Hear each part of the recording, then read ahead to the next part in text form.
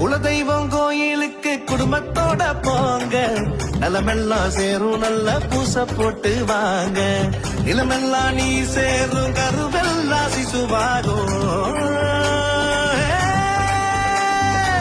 நிலமெல்லாம் நீ சேரும் கருவெல்லாம் சிசுவாகும். விலையில்லா அன்புக்கு வித்தாக அது மாறும். குலதெய்வம்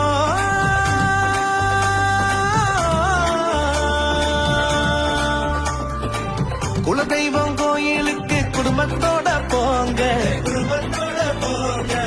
நலமெல்லாம் சேரும் நல்ல பூச போட்டு வாங்க, பூச போட்டு வாங்க.